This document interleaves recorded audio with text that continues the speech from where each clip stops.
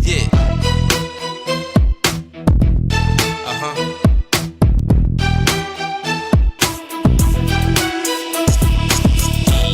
Uh-huh. Uh-huh. Yeah. Uh-huh. Uh-huh. Yeah. Uh-huh. Uh-huh. Uh-huh. Uh-huh. Uh-huh. Uh-huh. Uh-huh. Uh-huh.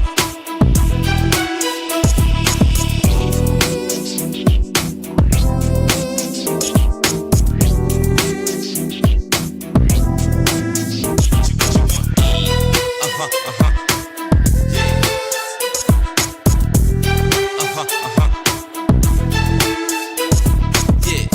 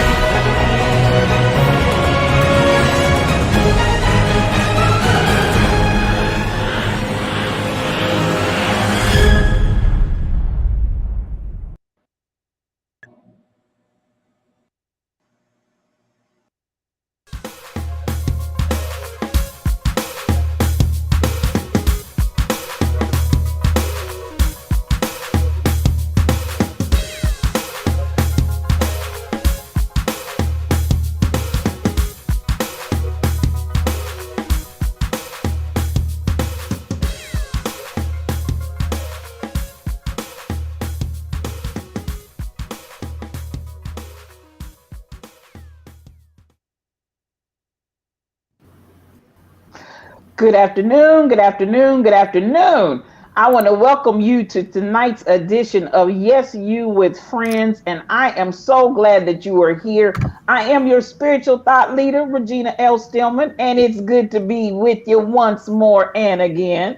I want to say good evening, Daniel. Good evening, Mel. Good evening, Sheila Miles, and everybody else that's on the way, and those that might be out there that are auditing, but you're not talking in the chat. I want you to know that we're glad that you're here as well. I definitely want to say good evening to my three beautiful friends. I see Jonna, CPW, Royal Confessions, and Tyrone. How are you, my friends? Great. Good. Rhonda, I didn't get a response from you, dear.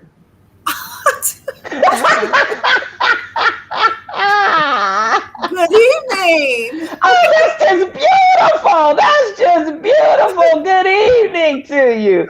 Stacy 546, I see you. Y'all need listen, Leo's rule. Mel Holiday had a birthday on just the other day, and she's still going forth. And yes, Leo's rule, Mel. I'm not mad at you at all. The Rebel Inc., I see you out there, and good evening to you. Pastor Baloo, great day to you. We had a marvelous time with my brother on today. It was just an awesome day as we celebrated his beautiful, beautiful wife. I call her a pearl of great price, Sister Pearline Baloo. Man, she is worthy of all the honor. And we had a good time celebrating there in the eagle's nest with the eagle. I call him the eagle, y'all. He is all that in a bag of chips. I love him. And welcome to you tonight, sir. It's good to have you. Everybody that's here this evening, I'm so glad to see you. And with that, I'm just going to go around the room and I'm going to ask Jonna and Rhonda, let me say Royal Confessions. Is that, how are you on here? Royalty, Royal Confessions, or what? The girl, who are you? Are you taking confessionals tonight or what? Girl, Look, tonight is the night. Come on and confess it. Confess it. Yes, but he make you a woman. Listen, confess it, Cheerings. And of course, Tyrone. Jonna, tell us what's going on in your world, dear. First of all, hi everybody. It seems like another million years have passed since I've been here with y'all. So good evening. And things are good around here. The summer's winding up. This was the fastest summer ever. So we've been getting ready to go back to school around here. And that's that. It's a lot of that. Yes. So that's what we've been doing, slowly but surely. Yes. I think we got Awesome. another week and a half, Oh wow. and they'll be back. Let us all join in and saying happy anniversary to you. How many years has this been? This was year 21. Oh my God. That is unbelievable, Jonna. It is, isn't it? I met you, and you guys, I want to say we're 6 months married when I met you, I believe. Is that correct? Somewhere thereabout. And it's been 21 years. But I have to say, you two are two of the most beautiful, I mean, just an absolutely marvelous couple. I love you all to pieces. I absolutely do. And happy anniversary to you from Yes You. Thank you. Yes, ma'am. And you want 20 more just like it. Just like it. I was waiting to see if anybody was going to challenge me on that. She paused. I don't know about just like it, but it would be good. Just to share Jonna and Dwayne's testimony, because you know we always talk about miracle signs and wonders. They have 3 beautiful children of that union of 21 years, and every last 3 of them are a miracle because they were told they would not have any. And baby, when they started coming, it was like bam, bam, bam. I was like, oh my God. You and me both. But that's how I'm telling you, we talk about miracle signs and wonders, and you have 3 of the most beautiful young ladies in the world. Thank you. Yes, ma'am. Yes, ma'am. Royal confessions. What do you come confessing? We want to get confessed. Listen, I need you to be first partaker of the fruit.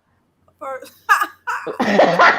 are you confessing? What are you confessing? Girl, look, first, I'm thinking about Jonna because you said it right, Jonna. You know what? I'm not a teacher and I'm not a student, but this has been the fastest summer Yes. that I've ever seen. This is just, it's something else. Now, let's see, what do I have to confess? I know one thing. I was out late last night. Oh. Oh. I was at a birthday party. And boy, That's what they call it now. Hey, well, first I went to breakfast yesterday, birthday breakfast. And then I went and did some work. And then I came home and I freshened up. And a friend called and asked, could I come over? So I went over. We sat and talked and we had wine. So then I stayed there for a little bit. Then I came home and then I changed clothes again. And then I went to the party. So I guess I stayed there till probably about 1 maybe in the morning. But I came home and had a good time. And I went to church this morning and praised the Lord.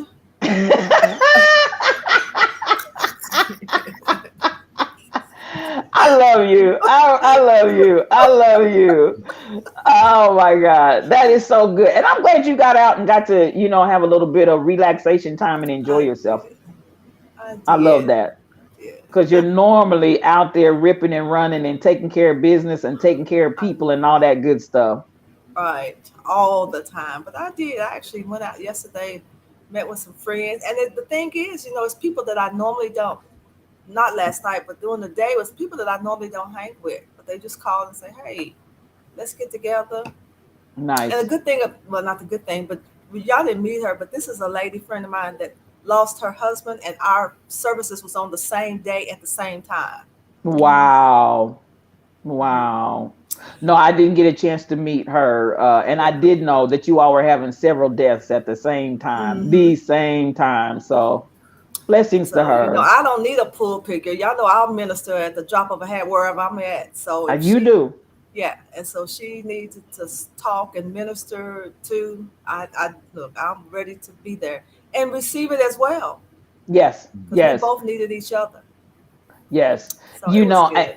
I've been saying for the last several days over and over, every church is not ministry and every ministry is not in a church. Mhm. So, and you are telling the truth. You will minister anywhere. That I can witness to that faux show. And I love that about you. Mhm. So That's I good. enjoyed it. BTD Mom, I see you, my dear, and good evening to you. Come on in the room. It's good to have you with us. So much love coming to you. Tyrone, I just want to call Tyrone. What's going on with you, baby? Colin. That was great, Rhonda. It was good. It was good. Not a whole lot. I mean, this weekend was really relaxed. Tim did have tennis, but I stayed home because we've traveled a lot. Just needed, just to stay home. Work is going good. Like everyone else has said, the summer has gone by so quick. Because we have to enroll kids back in school. 'Cause our kids started last week. Yes. So it's like, God, I just, y'all just left school, and now we're back in here with school supplies and all that kind of stuff again. But this summer did go by pretty quick. But other than that, everything is pretty good. Well, from Yes You, let me wish you a happy 10-year anniversary. Thank you. It's marvelous. And we're going to share some of your pictures a little later on. So Mhm. I'm looking forward to that. Those pictures were off the chain. Now tell me, was your photographer a black female? A black male. A black male. Mhm. Excellent. They did an excellent job. I was, Yeah. I threw female in there in the hopes. Oh no, it was a black male. But I mean, he's local here. I've done some shoots with him before, so and he does more like boudoir shoots. Okay. But he does a little bit of everything. But he really cool guy. Whatever we wanted to do, we booked a studio downtown and just had fun with the space, and I loved that's it. what came out. And darling, where did you get the gloves? Oh, well, they came with my suit. No, I said Tyrone is in full force. I loved him though. Yeah. I do too. I thank you. loved You're him. gonna do it, you do it all the way. Right, if you're gonna do it, you're gonna do it. Yes. Something Yes. different. It was gorgeous. They were absolutely beautiful. Every shot was just gorgeous. So Thank come you. through. I said, you better be photogenic with your handsome selves. It was Yeah, it marvelous. was a lot of fun. It was marvelous. And I saw overwhelming response to it as well. So I was Yeah. like, oh, all your friends and loved ones just poured all kinds of love. And I really was appreciative of that. And I Yeah. like the idea that the trend in our country with people is changing. So that was good. Yeah. That was good. I am, let's see, I'm in Kansas City, as many of you know, and I was here for the Eagle, Pastor Baloo, who is in the chat on today, and his beautiful wife. So I've had a great day. It's definitely much cooler here than it is in Texas, because baby, Diablo is loose in Texas. I just want you to know. It's hell degrees down there. But otherwise, I'm enjoying my trip. I've had a beautiful time with friends here, and it's really been a blessing. And of course, I'm at the house now of SK8843, who is blessing me, and I'm enjoying her company as well. So it's always good to connect with family. Jonna CPW came over to the church this morning. I couldn't. Oh, baby, I could just holler and scream. I was sitting in the pulpit and I looked back and saw her sitting over in that corner, and baby, my soul just went to leaping. I said, that's my girl. Oh my God. You know, you're getting older when everything is like tears, happy tears. But I'm going to blame it on the age, but it's a great day. It's a great day. Now, I'm not going to hold you guys a long time, but What is trending? The church is trending, y'all. The church is trending, and you know the church never trends. Michelle Browno, it is so good to see you, love. That's my quiet storm, and that's one of our mods here in the Lion's Den. She is a blessing and a whole vibe out by herself, and I love you, Michelle. I saw you when you said you wish you could have come over today. Now that would have been the icing on the cake if you had been able to make it over, but I know you're busy and very active with your local church, but it was just good to know. Listen, yes, BTD mom, leap. Y'all know when the rebel plays that song and they get to that part that says leap, and we just start going off and going forth. But that's what I felt like doing today.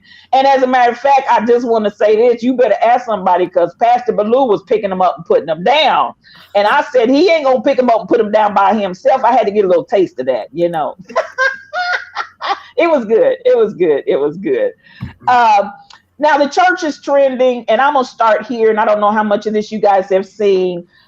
Bishop Patrick Wooten has told Twinkie Clark she's hellbound for letting Beyonce bring her godly music into the ungodly world of church girl. So at the end of the day, he said John, I see you laughing. Why are you laughing, dear? They do this every time Beyonce drops an album. Here come the church people. Every single time. The last time she was Satan, that was when she did the Super Bowl or whatever. She was of the devil. She was like a whole demon. They do it every time she drops an album. And how does that make you feel, for real? How does that make you feel? It's ridiculous, and it tickles me. It does. I'm sorry, I have to crack up. Every video I see, I'm like, do y'all hear how you sound? Because you sound silly. It cracks me up. BTD mom, she got shade. BTD mom got just straight shade in the chat. Just shade in the chat. I'm telling you.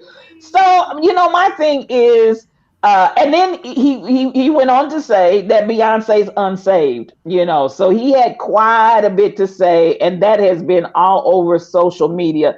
So my discussion tonight is, where are we with the Black church? Because the Black church is doing a little much. Now we had y'all remember the man that I showed y'all the other week that was allegedly getting robbed of $4 million plus in jewels and money. Mm-hmm. That has now come out that I guess we're probably going to say it's a whole lot of shenanigans that go along with that. But I think we were already there to begin with, because the video didn't look right from the beginning.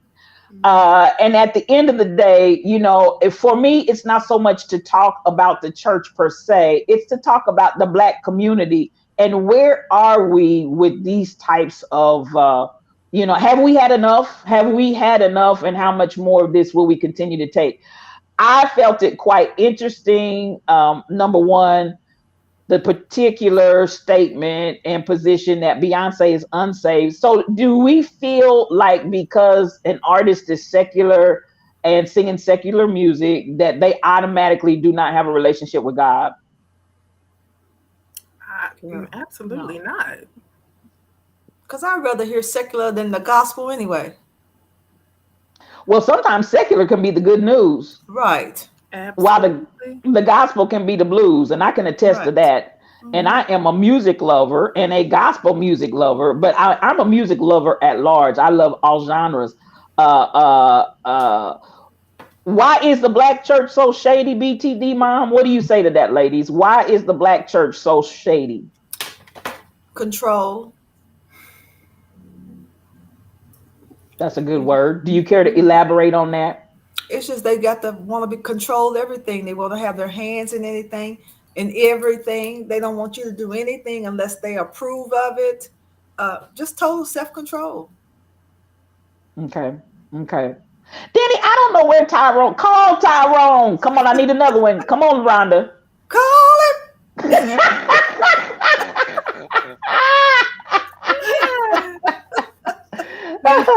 I'm going to presume he needed to step away for a minute, Daniel, but he'll be back. Control. You feel it's control. What do you feel it is? Tyrone has left the building. Jana, what do you in cookies? Because they are old grumpy folks. Good evening to you, sis. A bunch of old grumpy folks. I hear you. I hear you. I hear you. Some churches just want to get publicity for themselves. Oh, okay, okay. That now, come on, come on, come on, come on. Jana, what do you feel about this whole disposition of the church attacking not only Beyonce, Yeah. but Bishop Wooten was very clear on the point that he feels like denounce the Clarks, because at the end of the day, if they do not denounce the misuse of this music in their godly music, in this ungodly music, they have sold their souls to the devil and they're on the way to hell. And that's basically it in a nutshell. Mm. No, that's true. I'm not making that up. I'm not. Yeah, So, and I listened to him and he said it. that's what he said. That's what he said. And the people are buzzing. They are blazing. Even Tony Tank took a text on it. The singer? Yeah, sounding just What like did a he have preacher to girl. He preached. He what he said. He preached. Thou shalt not judge in a nutshell. But he preached the word. He really did, and it was quite the cracks. You'll have to go back and find it.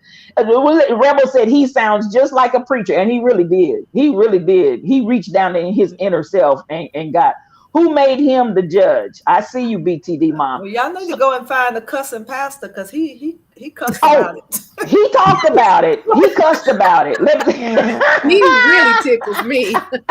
He cussed about it, baby. He cussed right on through there. He did.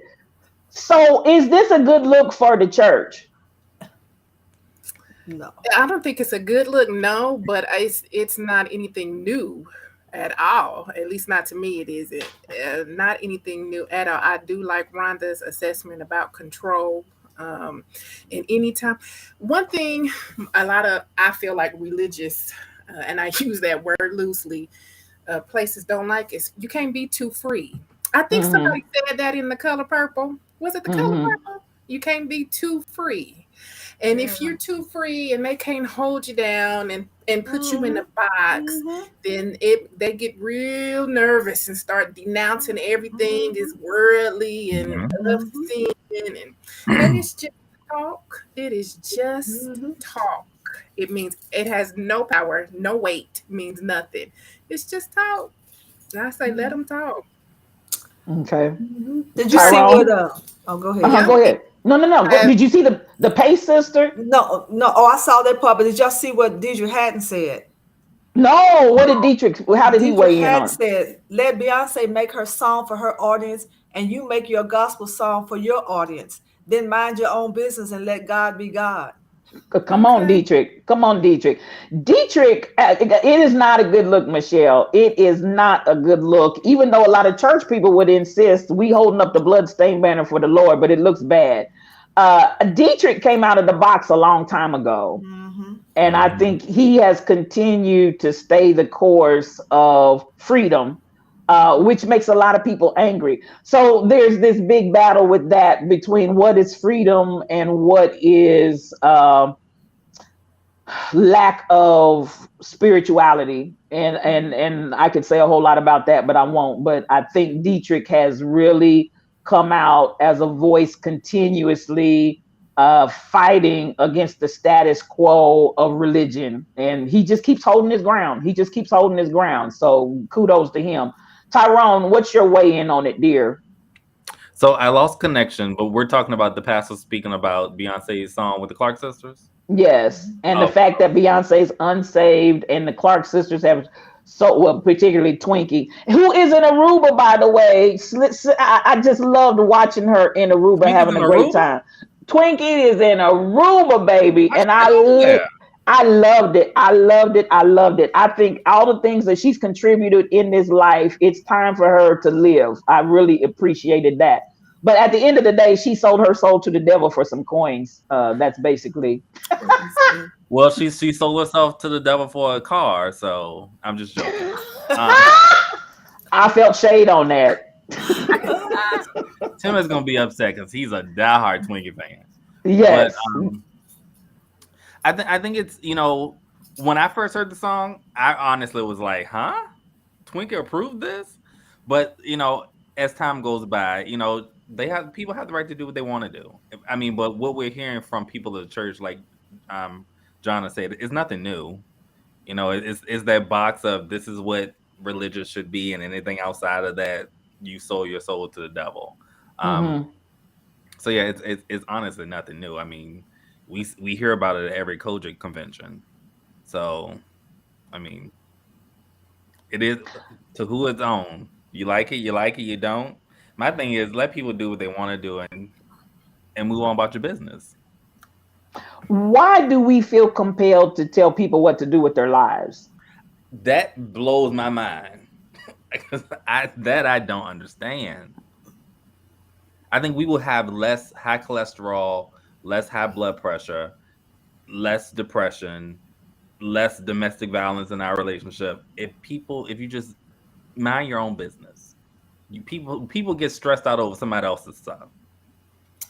And they've been doing it forever. What is it? Jesus is the best thing that ever happened. Well, my God, that came from Gladys. But everybody want to shout about that.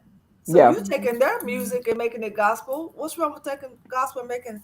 And she didn't really take the song. She just put like a little bit in there. Yeah. Just a little dab of do you. Yeah. And they all And if you listen to it, it actually has a really good message. Mm-hmm. Church And girl it's true. or church Where's the girl. lie? Yeah, church girl. It has a really good message. It's about being free. Mm-hmm. Yeah. Mm-hmm. And I heard you, Rhonda. Where's the lie? Yeah, where's the lie? Is it the packaging that is so offensive to people? Is it the packaging? Well, a hit dog will holler. Well, Okay. you better. That was a royal confession right there. A hit dog will holler.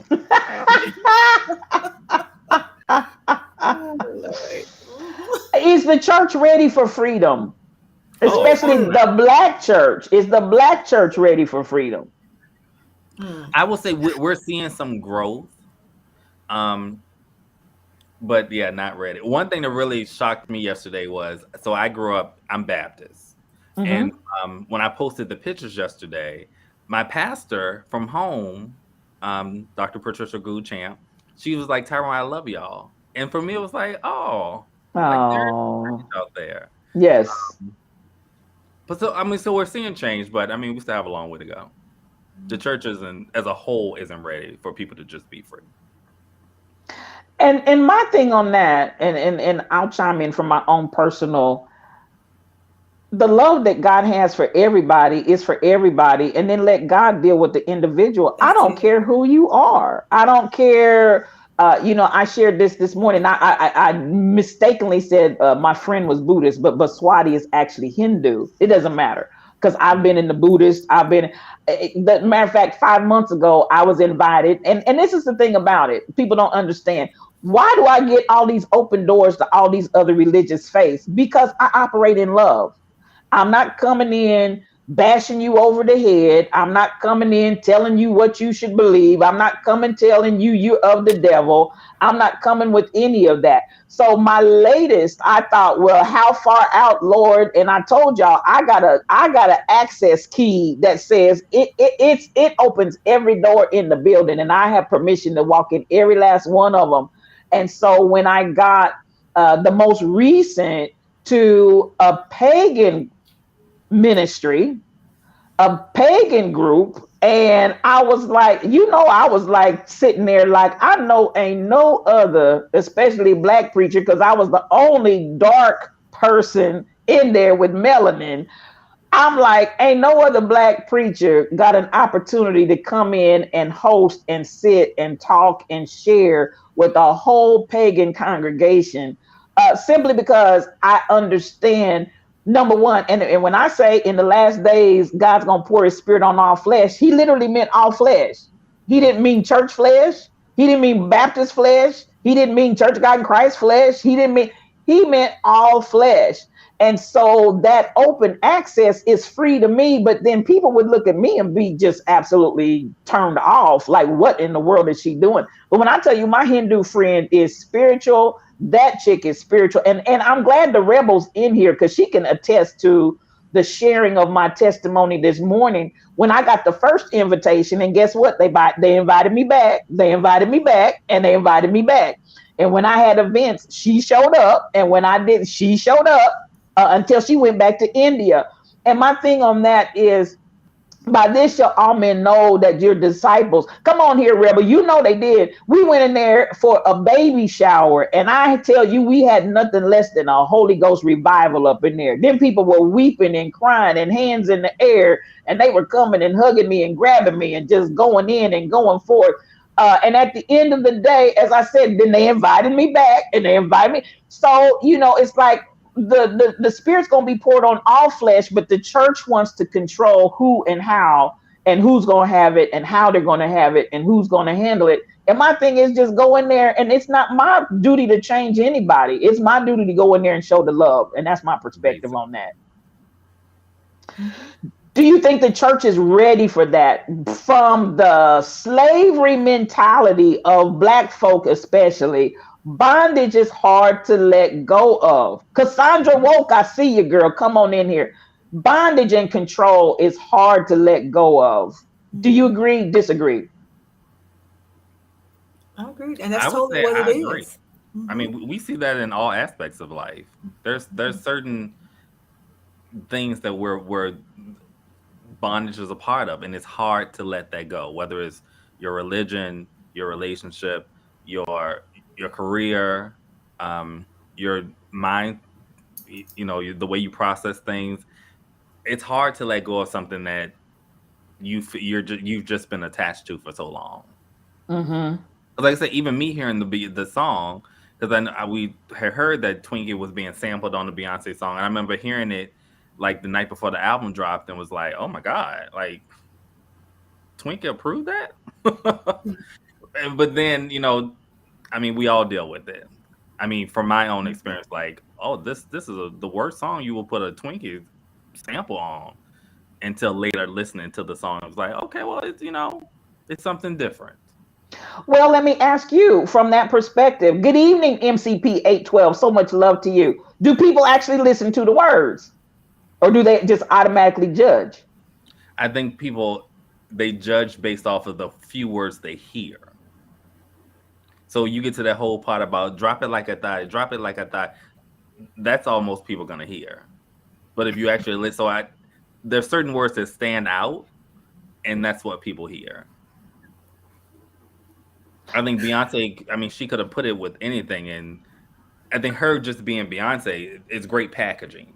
But I think it's certain words that pop out. Because that's basically all I heard. The whole, drop it like a thought, drop it. And it's like, wait a minute. Not for Twink. I haven't heard the song, so but she said drop it like a thought. Like a thotty. Yeah, she says drop it like a thotty. Yeah, it just made me want to drop it. Telling church girls, you can be free. You can. So that's all I heard was drop it like a thotty, drop it like a thotty. And I'm like, not Twink. I was like, Twink, she hasn't heard this yet. But that's just me coming from a space of, Twink is, gospel legend. She would only be put on like a ballad. Who wants to drop it like a thotty? Well, who wants to drop it like a thotty? About it, for those of us who have come up in the church, especially girls, now we got one thing on Sunday, but now it was some dropping on Monday, Tuesday, Wednesday, Thursday, Friday, and Saturday. Right. So that's why I'm like, shut up. And it's dropping then, it's dropping now, it's going to be some dropping tomorrow. So, whatever, church people. But the boldness to say it, I think, is what is offensive. I think the boldness to actually say it is what's offensive. And that's the problem, because they're always trying to sweep everything under the rug, and like everybody's so holier than thou, and people can't live their true self. It's a duality. It's a duality. It's almost like a multiple personality disorder, because you have a personality that you have at work, you have a personality that you have at church, you have a personality that you have with your friends, you have all these different personalities instead of people's ability to just be who they are, because each of those different, and I understand there are ways to carry yourself when you're in the corporate arena and all of that, but I'm just saying, yeah, I'm me everywhere I go. So at the end of the day, when you're actually changing personalities is what I'm addressing, and you see people, you don't know what to expect when you see them, because they are multiple personality disordered. You see all of these different personalities and you don't know, who are you? I have no idea who you are. And I've said it over and over and over again. That's why so many people are depressed and suicidal, because the community, we will not allow them to be their true selves. They want to drop it like a thotty, but we keep saying, don't do that. You going to hell. You doing it. Girl, let them girls drop it like a thotty and get it out, and then they can be who they are. But we want to all just keep it on the inside. Shoot, they screaming at everybody, going off on everybody because they're unhappy. Let them be who they are. Well, but so many times, and you didn't hear it from me, so many times they're dropping it like a thotty for the pastor. So there you have it. That's true. The pastor be dropping it too sometimes. Right. And I know a couple of them. Right. So, it's, again, I'm addressing the duality that we tend to create into people. And it is really a duality, and be your true self. And while I'm advocating, why can't we help people to come to a wholesome, healthy, and not by my judgment of wholesome, healthy. Listen, I want people to assess and make decisions for themselves, because I can't tell you what to do for you, because we're two different people. And my constant attempt is to not be judgmental and to have a judgment-free zone that I operate from. And stay in that zone. But at the end of the day, it's a whole lot of that goes on. I'm trying to look, and I'm trying to see. You think y'all got all kind of stuff going on over here, Rebel, you and Michelle, y'all just cracking up and carrying on over there. But I'm glad for the conversation, because I think this is real talk. And I think ultimately, go ahead. Yes, jump in. I'm gonna say, I'm gonna write a song, because she's singing "Drop It Like It's Thotty." I'm gonna write one say "Drop It Like It's Poppy." Because the men are popping it just like the women, Thotty and Poppy. Look, I like it when you call me Big Papa. A man can be a thought. Right. Absolutely. Yeah. Absolutely. So, come on with it. Let's just be honest. Let's be true. Now, the thing is, if you have a concern or think about the weakness, is what they saying, weakness of Beyonce, then pray about it. Pray for her and keep it moving. Why you got to come public with all this and say she's going to hell? What was the purpose of all that? You don't have a heaven or hell to put her in. He got a lot of publicity if he didn't get anything else. Well, that's about it. Oh, yeah. He's everywhere. So I'm going back to what Sheila said. Sometimes it is a matter of getting the publicity and getting everybody talking about you and when in so many other ways you're not relevant. Right. Not at all. See, it's crazy that this woman has this much power.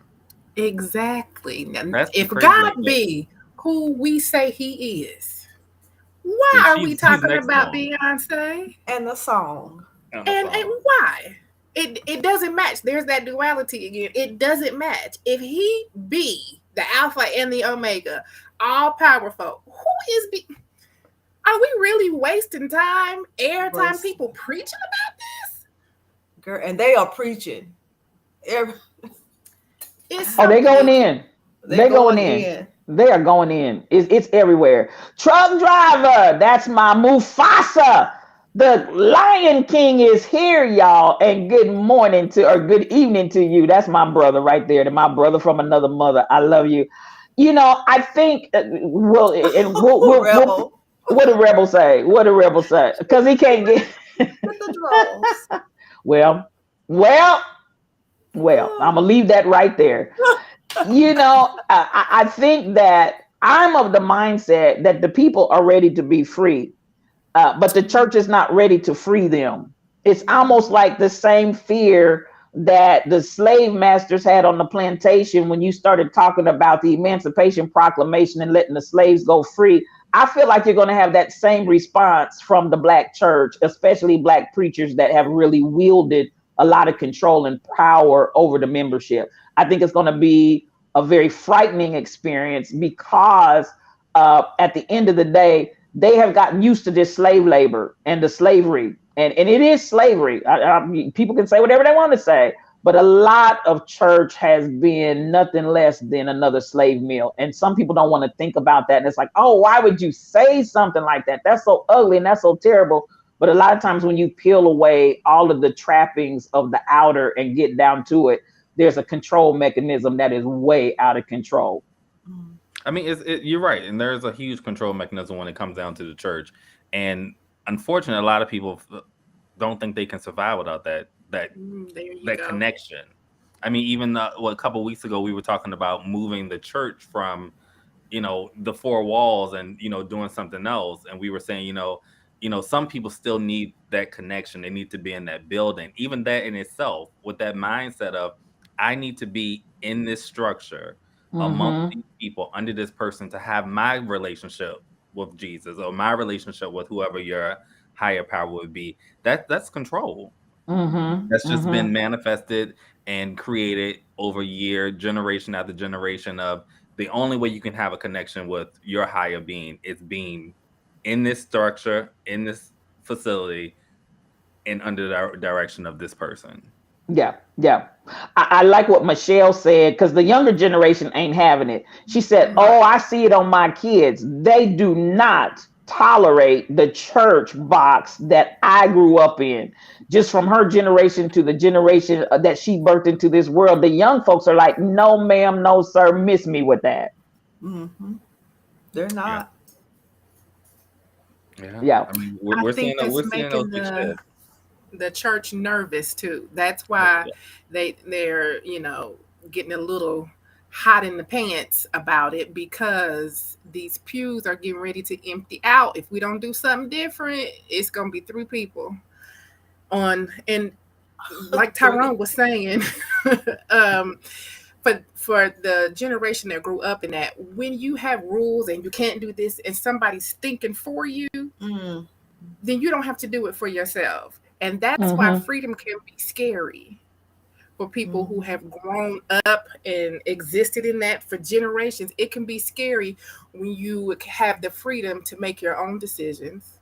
And somebody's not saying, don't do this, don't do that, wear this, don't wear that, wear some makeup, this skirt is too short. When you can move around freely, it's scary to some. And so that's why they hold so tight. No, we can't, it's over. We got to let it go. You're going to be okay. Right. But you got to let go. It's like you can't move forward if you don't let go.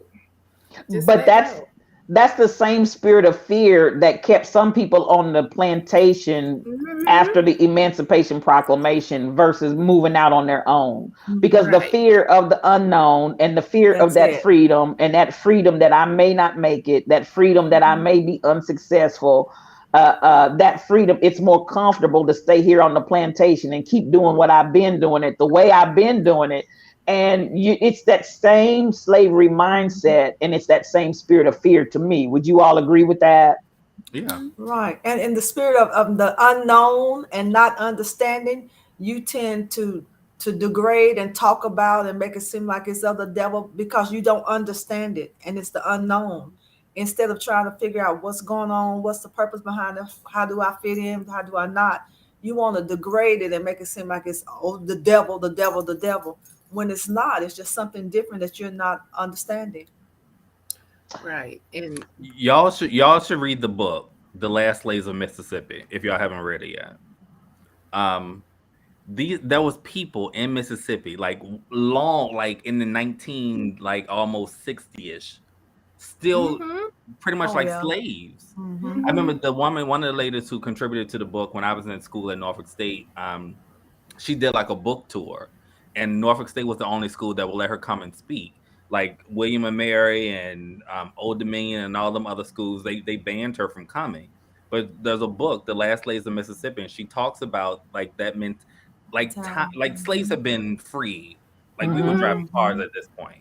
And there were still people enslaved in Mississippi who just were comfortable with, they didn't know what to do. And it just went on generation after generation of, what would I do out there? I have And people in my family that were picking cotton yeah, still yeah. in the 50s for cent on the dollar. I mean, actually out there picking cotton. Yeah. It's I was unbelievable. just getting ready to say I have a friend my age, and of course I'm almost 60, but I have a friend my age from Mississippi, and their family, that's all they did was pick cotton on the plantation. And to us, in my mind, when she first started that whole conversation, I was like, "Girl, you lying? Quit lying." But the girl wasn't That's what I lying. would have said. The girl wasn't lying. She and her family were still in Mississippi picking cotton in my lifetime, and that just blew me completely away. I just thought I had heard the most unbelievable lie, but honey, she wasn't playing. They were out there picking that cotton, and it's amazing to me. After so many years, after Emancipation Proclamation, under that same bondage, I don't have a problem with you picking cotton. This is how we make money, but it was still under that same slavery type of operation. And I'm like, but girl, the slaves were freed in 1863. What are you telling me? Right. But see, And it's she was, still the same way in the churches. The preachers, the pastors are preaching that to keep them in bondage, so that their mindset will stay in slavery and keeping them there. So they don't want to leave because they're uncomfortable. They don't know what to do, and the pastors are preaching that to keep them there because they don't know what to do. true that, true that. And they And it's don't want to still, listen to Beyonce. well, this is what I want to say. And even though everybody's taking all of the positions that they've taken against Beyonce as if she committed sacrilege against Twinkie's song, I believe, and people can believe what they want to believe. I believe that somebody is going to hear Beyonce's message that they could not hear from the church pulpit. Oh, Correct. Somebody's going to hear Beyonce's message and then be touched by Twinkie's song in the background, because the oil is definitely on the song, and be delivered through Beyonce's song. And people can say whatever they want to say, because again, we have that mindset. It can only come a certain way. But I promise you, I've talked to people that have been suicidal, and there was something of a worldly song that they were listening to at the time of their deliverance, and that song brought them through, while the people want to say all day long that was of the devil, but that song literally saved their lives. And I believe that's God. I don't care what anybody says. I believe that's God. I totally agree. I remember being a kid, and we had this lady in church who got up and did, back when we had testimony time. Our pastor brought that to an end. But she asked all the women in the church to stop giving her husband ungodly hugs. But then she did a dance to Black Butterfly. Black Butterfly. I knew that from the club. Well, my mom's days of club. But that thing touched my spirit. I felt like I could be anything. Come on, baby. And didn't you do it? And didn't you do it? That's all I got to say. Come through. Come on with that testimony. I receive all of that. But I think because we're so tuned in to, I got to go to church and I got to hear a preached word and somebody's going to sing and it's going to touch my heart and da-da-da-da-da-da. We fail to acknowledge that God can use whatever God chooses to use. And somebody that would be like, miss me with all that church stuff, they can hear that song from Beyonce and make a connection to what Twinkie is singing. And I don't know why it is we fail to acknowledge that God has every method that he wants to be able to touch people's heart. And while everybody's mad at, well, not everybody, but many church people are mad at Twinkie, I feel like she had some vision. I don't think it was just about coins.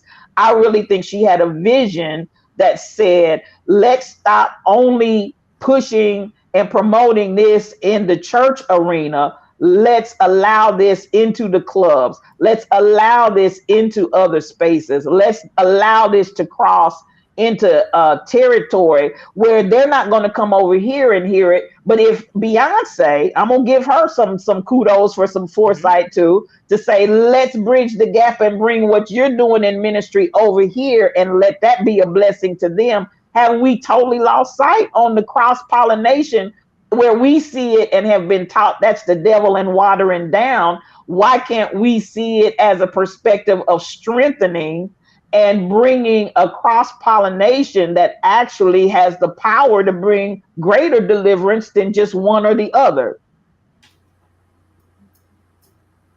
I know I said a mouthful right there.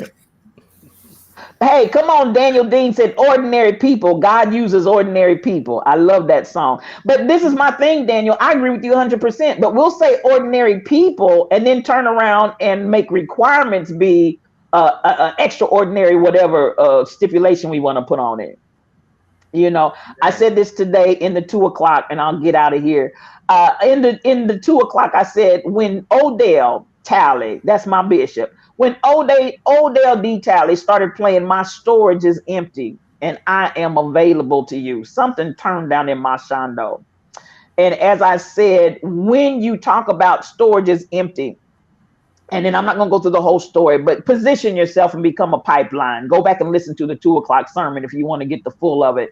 But position yourself, ordinary people, Daniel, ordinary people that empty themselves out and say, I'm available to you. Those are the individuals that God has the ability to flow through, not because they're this, that, or the other, not because they meet all of our religious prerequisites, but the fact that they're empty.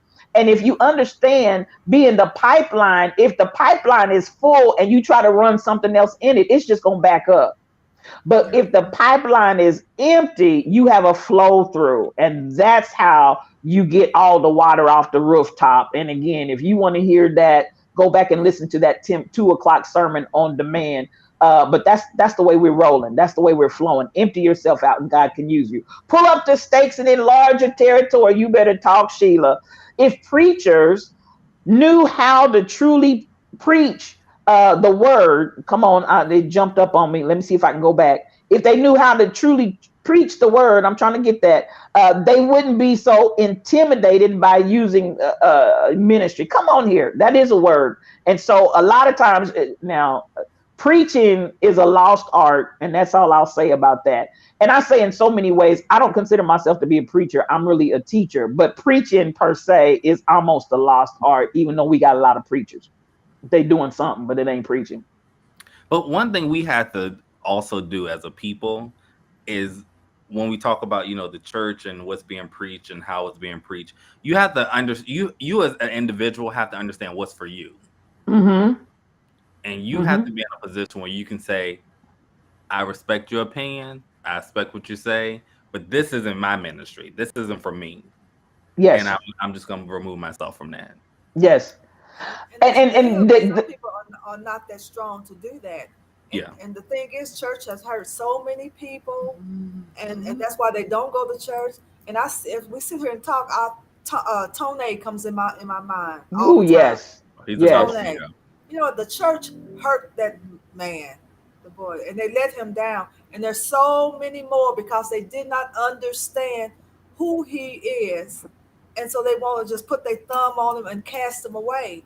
And we can't continue to let people do that. Thank God that Beyonce is strong enough to handle it. What about the ones that are not? Yes. And I will say, Tone has reinvented himself as B Slade. And B Slade has moved on. He's and at the end of the day, he's doing church and secular, and he's doing it in a powerful way. But he's moved on, and he's left the church in the smoke. So while he still participates in many church services, and the people are blessed because the boy know he is gifted from God. You can't take that from him. That child is gifted from God. So at the end of the day, B Slade has definitely moved on and went on about his business. But good point right there. And he's very open to talk about the pain that he went through as well, even though church folk ain't trying to hear that. Now, This next phase is probably been the next viral video, and it involves somebody that I actually know. But at the end of the day, so many people have sent me this video. I told the Rebel Inc. we're gonna roll this video and have a conversation about it. And again, at the end of the day, I'm still dealing with the idea, for me, spiritual bondage and spiritual control. So, Rebel, if you're ready to roll that beautiful being footage, here we go.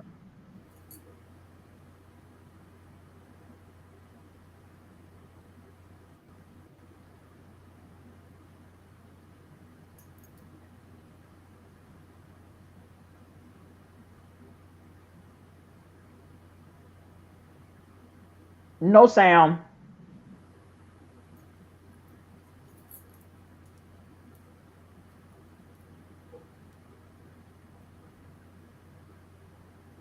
Okay. I'm going to presume that we're not going to be able to get the sound on that. Chat at me, Rebel, and give me a understanding. So let me tell you, I can give you in a nutshell what the stream is about. Yeah, the volume didn't come through. At the end of the day, so the young man, the young pastor, is basically telling the people they are poor, broke, busted, and disgusted because of the way they honor him, or we should really say do not honor him, is really what he was saying in the back door, because they're buying all of these expensive products, Prada, Gucci, da da da da da da. Now the issue becomes the way that he says it, which, well, the issue is there's a whole lot of issues, but the main issue is the way that he expresses it in a very demeaning and tantrum-like delivery to the people, and the people are sitting there saying, "Amen, come on, talk, preach, da da da da da." This video has gone viral, and the folks are mad. And at the end of the day, for the membership that's sitting there and embracing this type of delivery, you know, people are like, "What's wrong with y'all? Why are you letting someone?" Okay, you think you?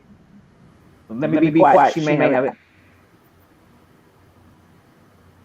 See, that's how I know you still poor, broke, busted, and disgusted, because of how you've been honoring me.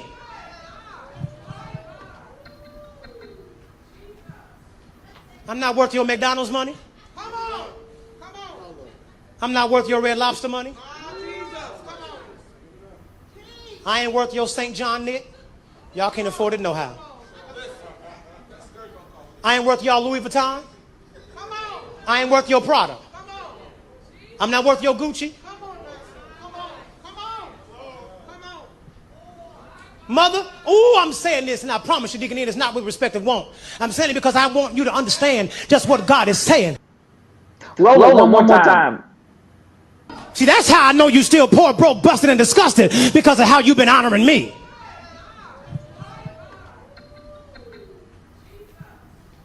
I'm not worth your McDonald's money. I'm not worth your Red Lobster money. I ain't worth your St. John knit. Y'all can't afford it no how. I ain't worth y'all Louis Vuitton. I ain't worth your Prada. I'm not worth your Gucci. Mother, oh, I'm saying this, and I promise you, Deacon Ian, it's not with respect of want. I'm saying it because I want you to understand just what God is saying. Okay, thank you so much, Rebel, and thank you for pressing through. So I'm going to digress for a moment and let you all speak, and I'm going to try to be quiet and just listen. I almost was reluctant to do it, but the Lions were sending it, and so y'all know how we do in the Lions. Then y'all sent it, and I want you all to be able to communicate and express yourselves. And to those that sent it to me, and I did get it from several, and I did not want to omit you. And let me tell you why I didn't want to omit you, because of my discomfort, because I know the individual personally. So we're gonna share, and I'm going to start with Jonna, because I'm looking on your face. I see abuse. Nope. I see a whole lot of things down here in the chat. to my friends, what is your takeaway? Let's start with Jonna. Um, it's not so much of a shocker, but it's hurtful. The way you speak to the people, to me, is hurtful. The stuff that you're saying, not only is it ridiculous, absolutely ridiculous. Like SK said, it's abusive. It's, to me, it is verbally abusive. And it also speaks that you have zero connection. And I don't want to, I hate to say that about people because, I mean, do we really know? But based on what you just said, you have zero connection because you would never in a million years stand in front of a church and speak to anybody like that. It is, and then let's not even get on the labels and the money and the honor and me. Just ridiculous. So many other things that you could be doing to heal and talk to the people, and this is what you're doing. It's ridiculous. And I feel like fighting. If I do. I want to call you on it and see how much you worked out here in this parking lot. Because no, sir. No. And why do you feel like fighting, Jonna? Because it's I don't, to be sitting there in the pew, you don't know what's going on inside of people, what they're going through and what they came here for and what they need. And you're wasting time and space and energy on bullshit. It's just crap. So somebody's going to come there and then leave with nothing. And that makes me angry because you don't know what they needed. And did you even try? What are you doing? Okay. Rhonda. And Royal Confessions, a lot of people do not know that you were in ministry for many years, your husband and yourself, and you were co-pastor of a phenomenal ministry there in Fort Smith, Arkansas. So you do bring that pastoral mantle with you, even though you don't flaunt it and this and that and the other.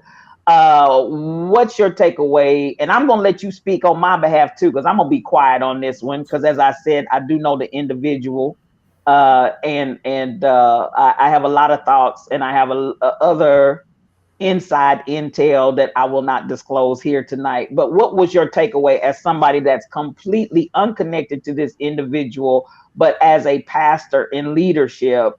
What's your takeaway? I'm confused. I would really like to hear a little bit prior to that little part, and I would like to hear some more on the end, because I'm confused as to, okay, what's really going on.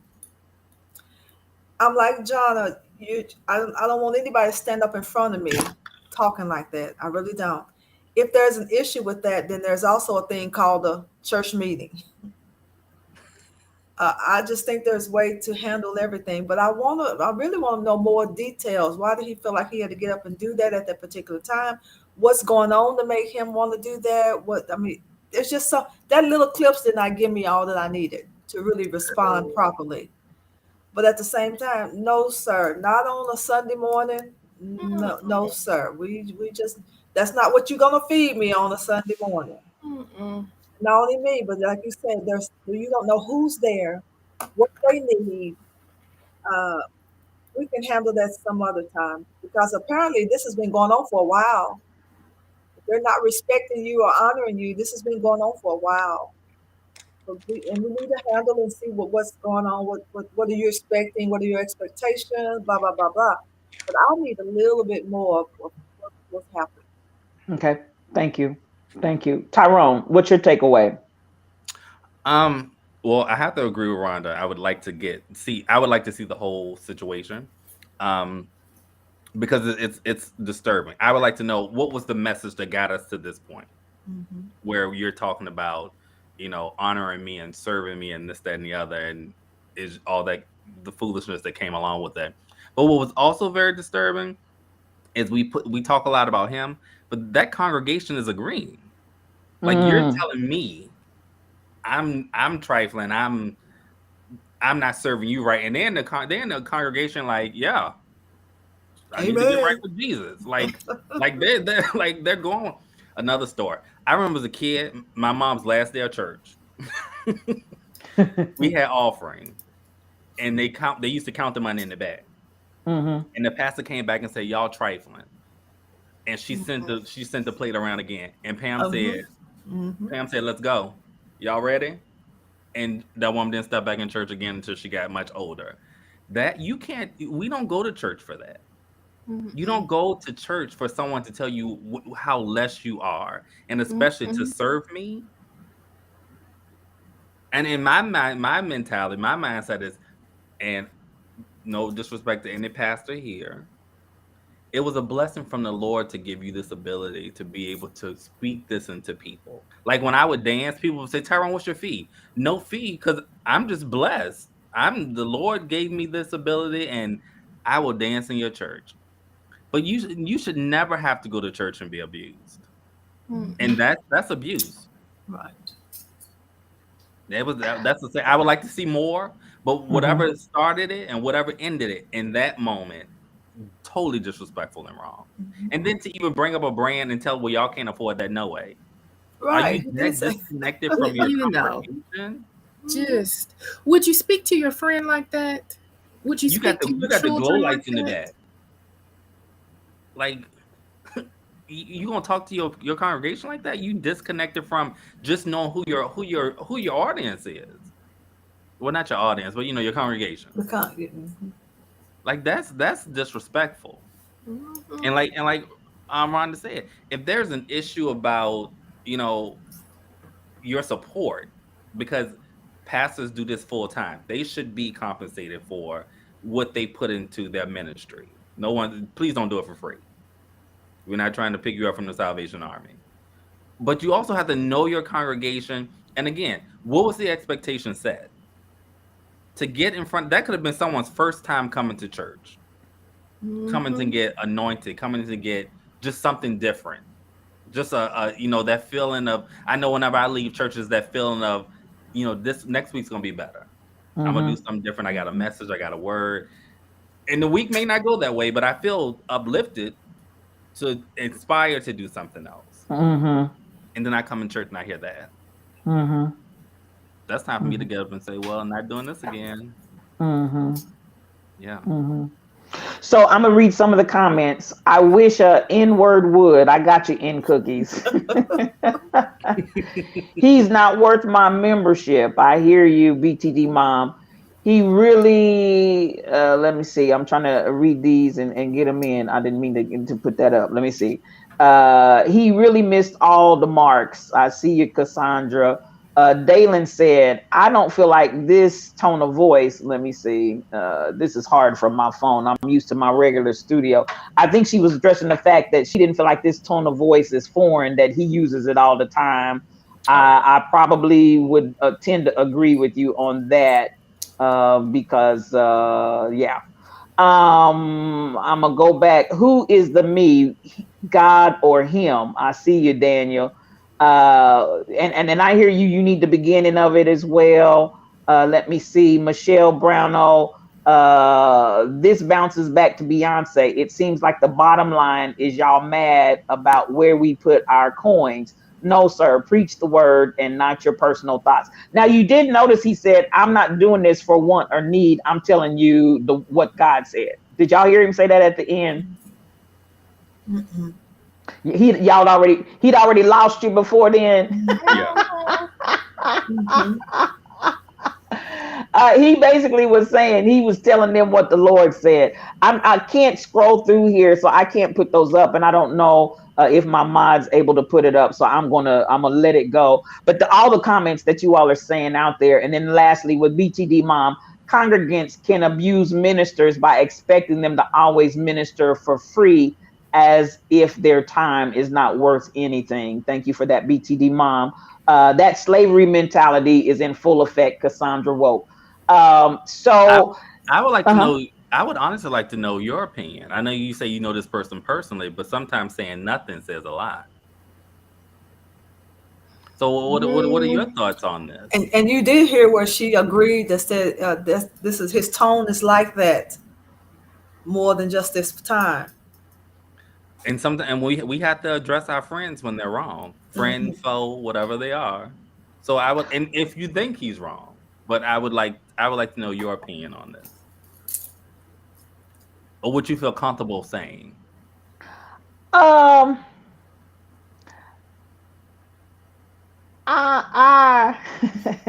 I will say, let me just say this. I have offered myself to this particular individual to share, and it was rejected, and so I don't have anything to say. Okay. You know, and so I think that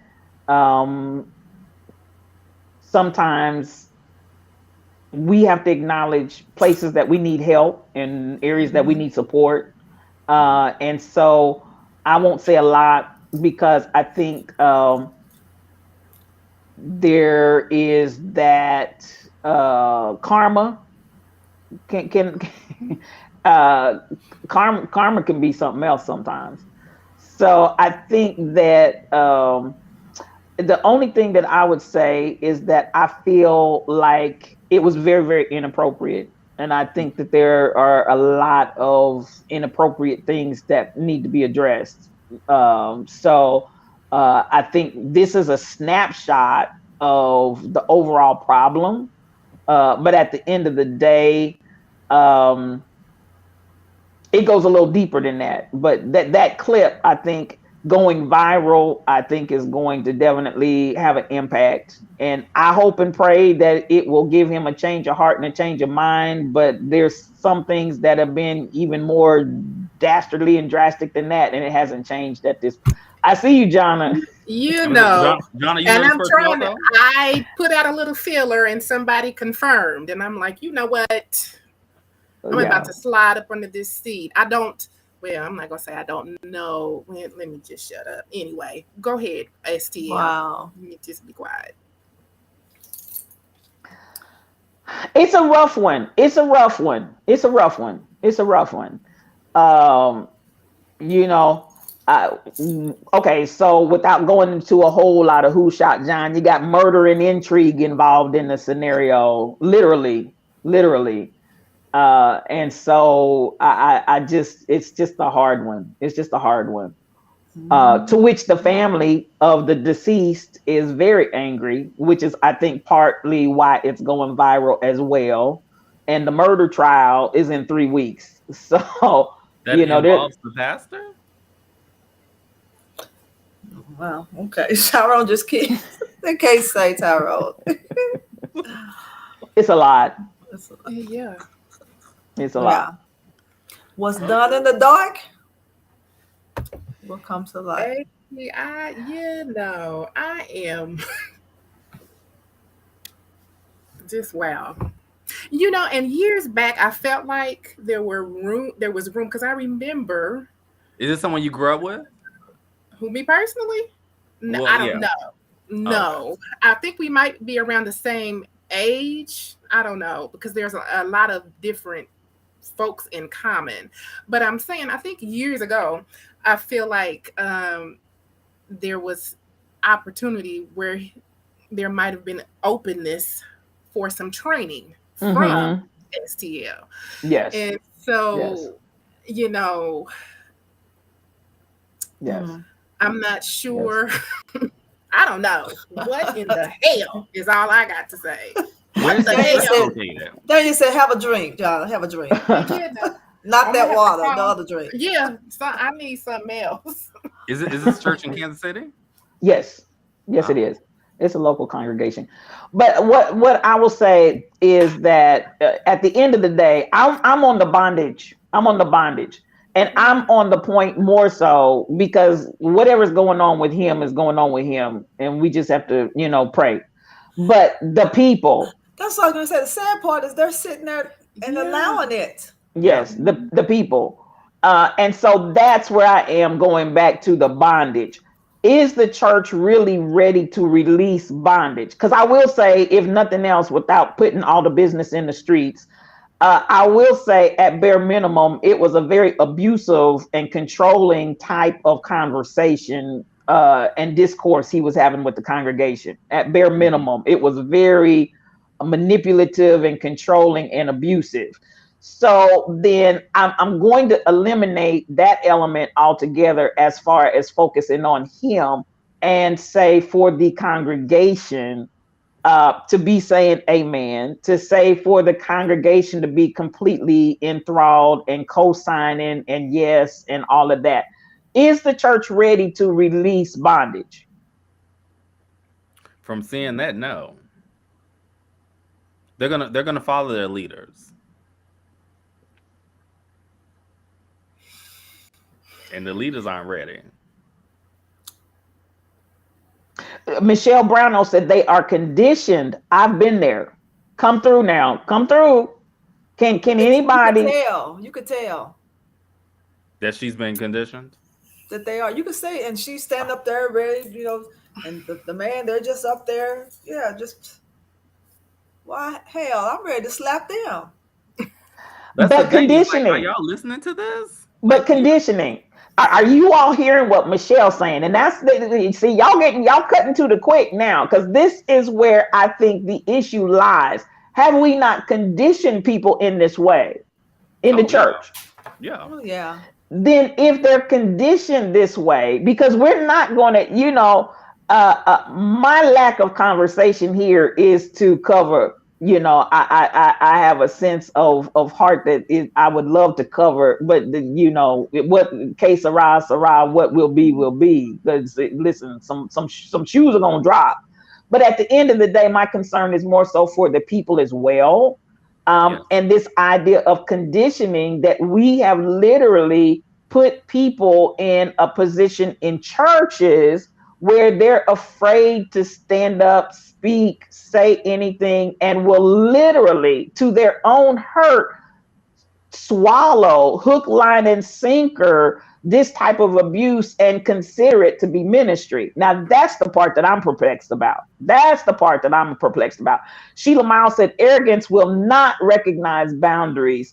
The people, come on here. The people need to escape, but they don't know that they need to escape. Right. It's like people on Jim Jones in Guyana. Do they know they need to escape? Because I want to say doors the are church open, has been but used they're not- against us since the beginning of time.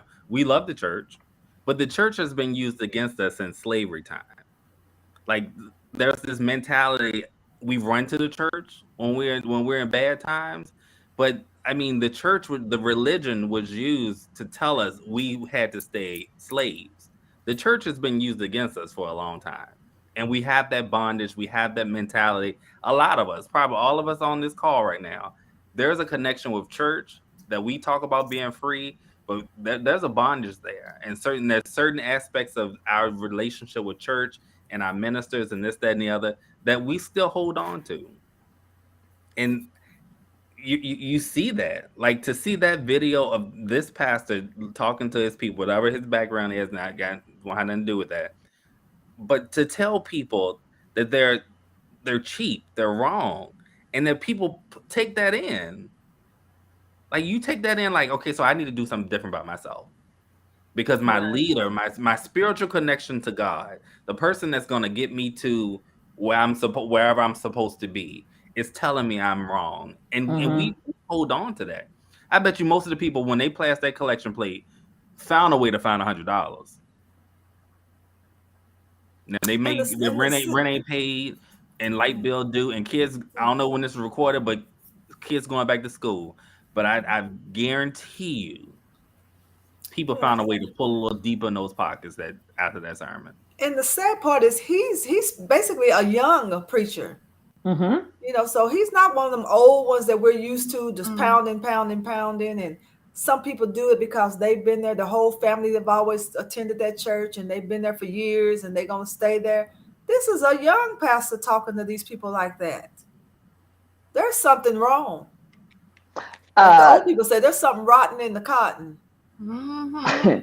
now that's a good one, Rhonda. I ain't heard that one myself. There's something Me either. rotten in the cotton. Yeah. No, Tyrone, do you know that one? I don't, but I appreciate it though. And I also I'ma appreciate add what that. Mel just said. Because the pastor can tell me I'm cheap, and you're right. I gave you what I gave you. And we moving on. But Dalen said, "Good evening, Dalen. I didn't greet you when you started chatting. Typically, when you are ready to escape, you lose your friends and your family if they still buy into the ideology of a particular situation." And that's a true point, because a lot of these people in the church are actually feeling that this is their family. These are their people. This is their and this is their clan. And when you start talking about losing all of that, that's stronger than just walk off as if you have no connections. I mean, can you all speak to that? Can you address that? Can you really put some level of relating to that? That if you're about to lose everything and everybody, it's not so easily to walk away if you are genuinely and purely connected. Mhm. That's huge. That's huge. It is. I mean, you see a lot of that in those documentaries about what's that church that all the celebrities go to? Tom The Cruise and all them. Scientology. Scientology, where the people who broke away from the bondage, the norm, like they lose their families, they lose their careers, they lose their jobs, Yes. they lose their Yes. everything. Yes. And you get to a point where you start to second guess yourself. You say, is it worth it? Like that's scary that religion, which is supposed to be the thing that's, like I said, we run to when we low and we say, oh, I got to get back to church. I'm disconnected. Like it has that type of hold on us. And Michelle said, and I think almost all of us can probably identify with this. She remembered asking a question that they couldn't answer when she was young, and they told her, "Don't question God." And you know what goes along with that? The insult, as if, "How dare you ask a question?" And so I don't think that's isolated at all. And even though this young man is doing it, there are a lot of young preachers that are utilizing these tactics, number one. But in reality, it's no different. I remember back in the day when the old preachers, the mothers, the deacons, they were all mean and surly. Mhm. Mhm. And they preached from the pulpit in a nasty tone, Mhm. and they would talk to the congregation like they were dogs. And we felt like there was an anointing in that. Mhm. Yay, nay? Do y'all disagree with that? Oh, not at all. I I agree. mean, yeah, I know that it happened. That's why I said I'm used to it happening with the older ones. But this boy is young and he's trying to act like the older ones. But these young preachers, I'm telling you, some of them are worse than the old cats. They've actually gone and reverted backwards, which to me, and now this is my opinion, it's just like white supremacy. They know their days are numbered. So it's almost like I got to do everything in my power to hold on to this power while I have it, because I don't want to lose it. So we pulling out all the stops. And some of these younger pastors that are coming out are actually more egregious and aggressive than the older pastors were, because they see themselves losing this position. Because I'm going to tell you, at the end of the day, I just don't know that in corporate arena or anywhere else that this brother would be, respected, able to lead large groups of people. I just don't know that would happen in any other scenario other than the church. He would find himself in HR. Absolutely. And look, he gonna talk to the wrong one like that. Okay, The or he may wrong find himself fought in the one. parking lot. Mm-hmm. In the parking lot. Uh-huh. Well, they Or might at not least- wait till at you get least to in the the parking lot. elevator, there ain't no camera. They've been walking up doing the services now. Wow. Well, so at the end of the day, I promise you, his congregation is a group of young people. Mm-hmm. So It what didn't that look like it says, from the video. he has he has a youthful congregation. They look the old. the members And they call do. them, And they look old. And they do. Anyway, go ahead.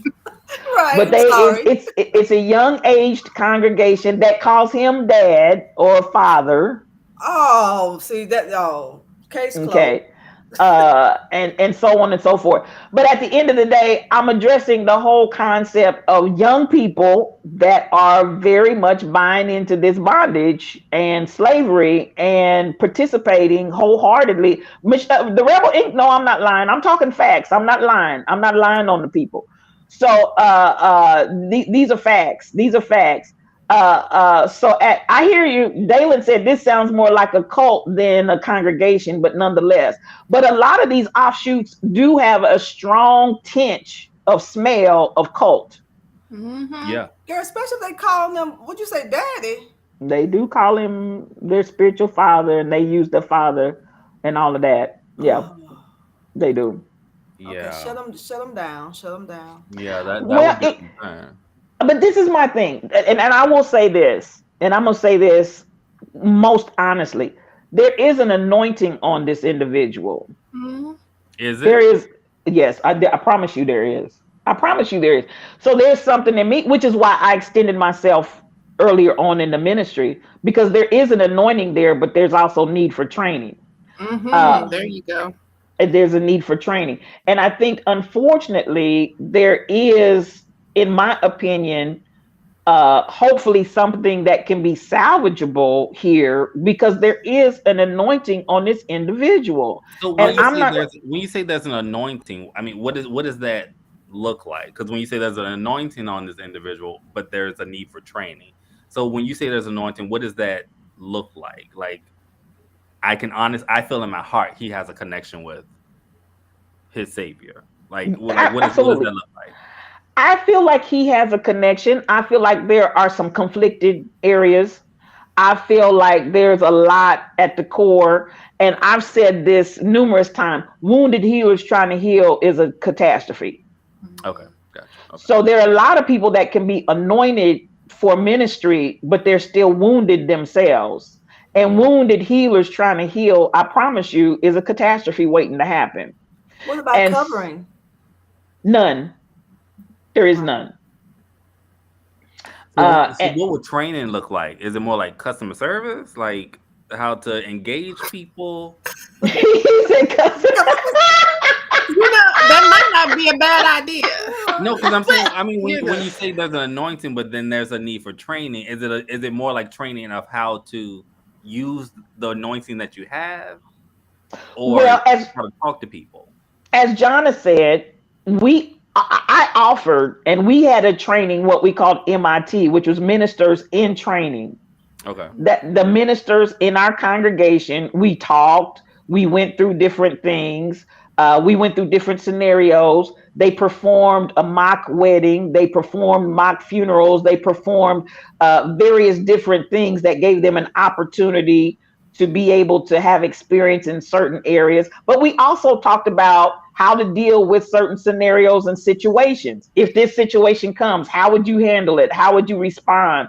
Almost like the same type training that they had for the sit-ins for the civil rights movement. Let's put you in a scenario. What if this happened? How would you respond? What would be some appropriate responses? And the ministers would share with each other. It wasn't just a matter of me telling them. Of course, I did have the experience side of it, and I would often give them experiential scenarios and share honestly and openly, so that when they, as ministers, got out in particular situations, they weren't just like a lost ball in high weeds thrown out there in the ocean, figure out how you're going to make it. But some of that they had already been exposed to in ministers and training, and that's what the training did.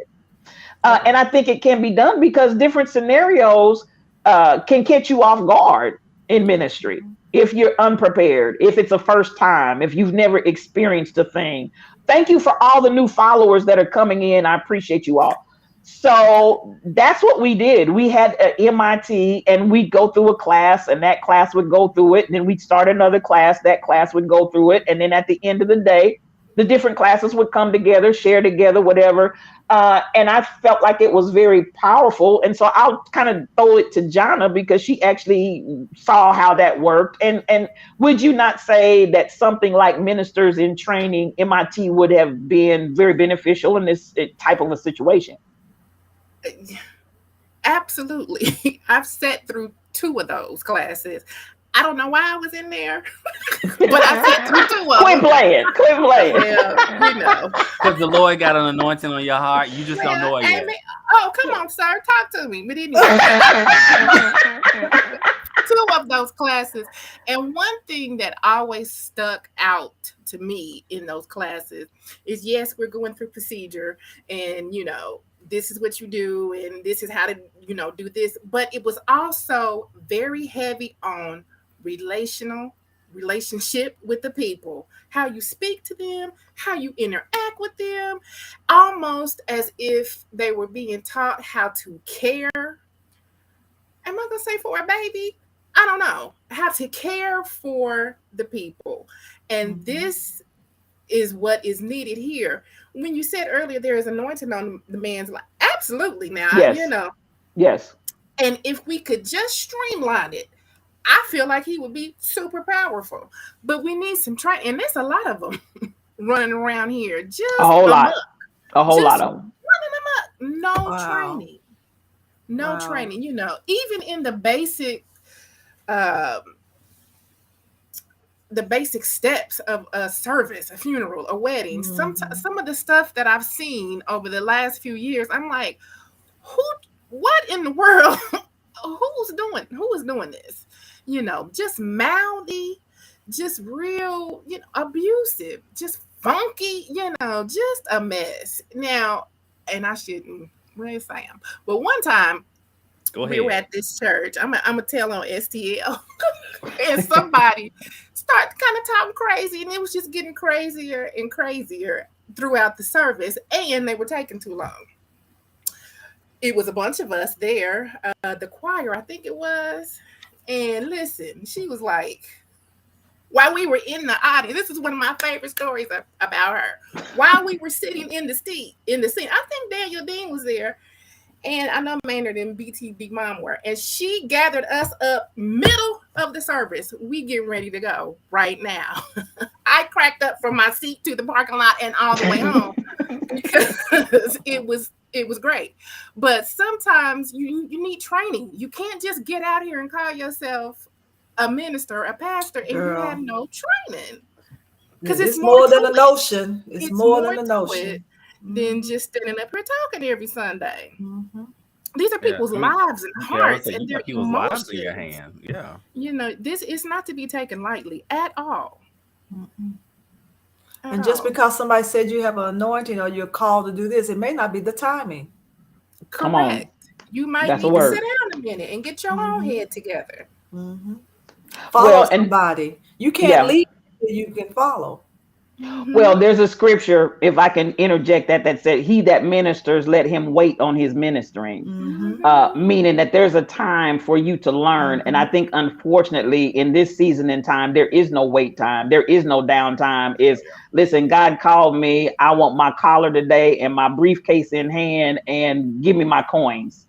Mm. So, and more emphasis on the coins than the calling, I was about to say, unfortunately. they see that TD Jakes and all them mega ones out there, and they think I'm gonna preach a word, and y'all gonna take care of me. Yeah, but they didn't see the beginning. Correct. All they're seeing is right now. Yeah. Correct. I love what there's a good chat going on here. Now, Sheila Miles is just straight up, honey. Any abuse, it will not be tolerated, point blank blunt. So I got you. Daniel Dean said, "Where is the love?" And at the end of the day, you know, Danny, you know, and this is Danny's one of my ministers as well. Very powerful brother. And by this shall all men know you're my disciples. Y'all know I teach love, love, love. Love and relationship are too dominant. And I'm like, listen, I don't care how you say you're called to whatever.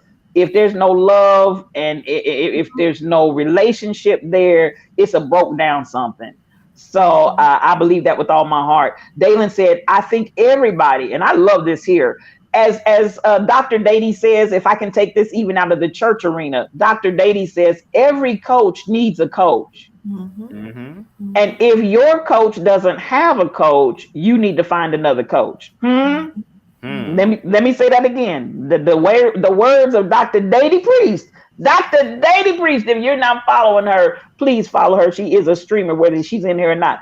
Dr. Dady Priest said, every coach needs a coach. And if your coach doesn't have a coach, you need to find yourself another coach.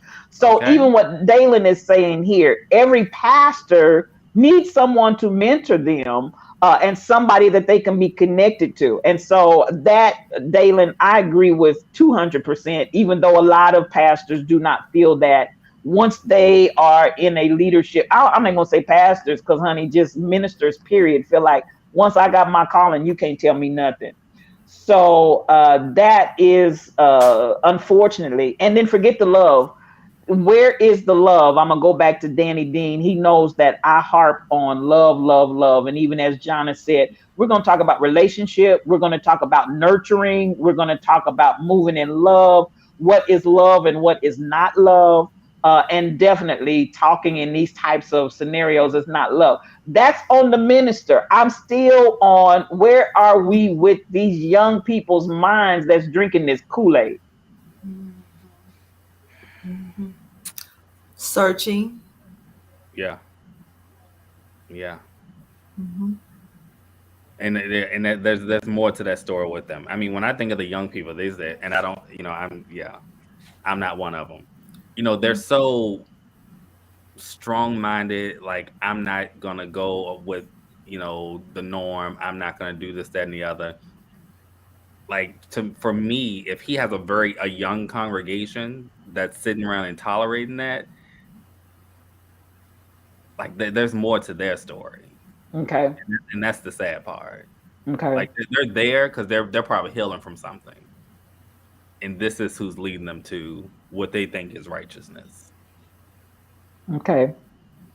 I'm gonna read Dalen, and then I want the other two. I want you all to comment as well. This is the generation of you can't tell them anything, but they also are quick to follow the leader. You can't have it both ways. Dalen. Mel said they smoking that Delta 8. Mel.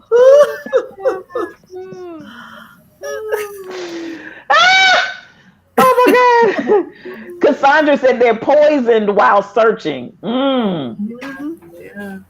They're poisoned while searching. So if they're being poisoned, are they held accountable? I mean, what do we do? What do we do? Because at the end of the day, when we have these conversations, it's always about, and what's the solution? What are we offering as a solution? And before I say that, let me let Jonna and Rhonda comment, because I said I was going to give y'all time, and then I jumped in and just started talking and rattling off. But Jonna, go ahead. And what are your thoughts here? What was the question? Because I was kind of gone with Mel, but anyway. That Delta 8 took me out. Right, girl. Look, you can't read the chats with Mel. Tall Pumps is bumping tall. Good evening to you, sis. Good evening to you. So overall, with this younger generation, what are we doing here? What's the answer? I don't know, because the younger, their minds are so fertile, so open and soft, to whatever seeds we plant, and it's disheartening to think that they could be fed this, and everybody's coming from a different perspective. There's young people out there who maybe don't have leaders in their lives, or family or friends or whatever that's taken up with them, and so when they get into stuff like this and they latch onto it, and it's hard to unlatch them. I don't know. It tears me up. It really does, because I like to think that eventually they will be enlightened, and then we go back to what we were talking about at the beginning when Tyrone said, "How do you undo all of that?" So that work to undo it. It's I don't know.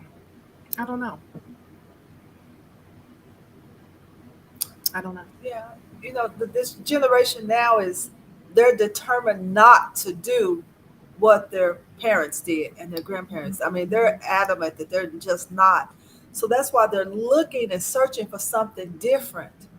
But the parts that they're searching and finding is toxic. And so some kind of way they're going to have to find a balance. And so that's the problem. They're thinking, oh my God, we found something different. This is not like my mama's church, not my church, and we're enjoying it. But at the same time, like she said, they're being poisoned. Mm-hmm.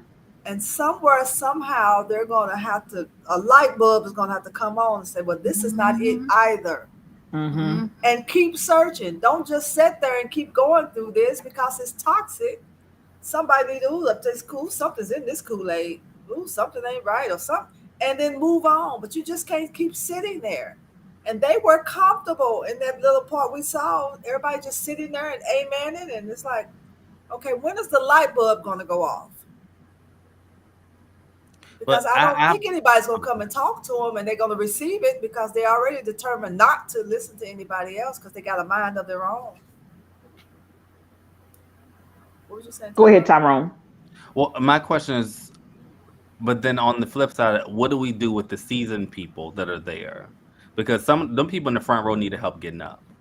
Like there's I they mean, look old, didn't they?